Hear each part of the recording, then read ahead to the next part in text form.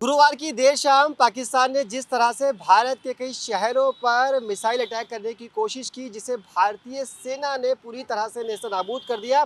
उसके बाद देश के कई राज्यों को अलर्ट मोड पर रखा गया, जिसमें राजधानी दिल्ली प्रमुखता से है।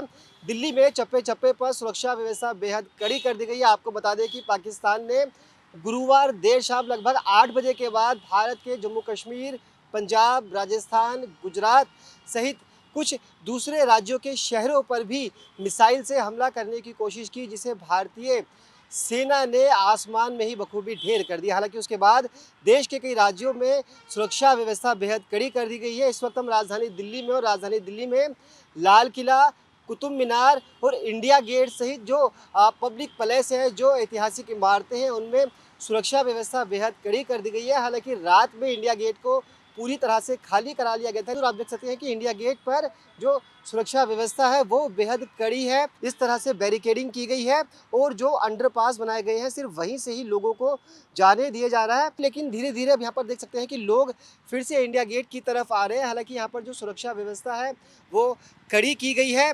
किसी भी तरह की कोई मूवमेंट ना हो, पाकिस्तान किसी भी तरह की अपनी नापाक हरकतों में कामयाब ना हो पाए, किसी भी तरह से भारतीय नागरिकों को कोई नुकसान ना हो, इसको लेकर भारतीय सेना पूरी तरह से अलर्ट मोड पर है। गुरुवार शाम को ही पाकिस्तान को उसके हमले का मुंहतोड़ जवाब दिया गया। पाकिस्तान ने जिस तरह से हमला किया, उसके बाद भारतीय सेना ने भी पाकिस्तान के 9 शहरों पर हमले किए, और जिसके अंदर पाकिस्तान का काफ़ी बड़ा नुकसान हुआ है। हालांकि जो संघर्ष है वो दोनों तरफ से लगातार जारी है और भारत पाकिस्तान की हर कायराना हरकत पर पैनी नज़र बनाए हुए, और ऐसे में जो नुकसान है हिंदुस्तान के अंदर वो भी किसी भी तरह से नहीं रिपोर्ट किया गया है।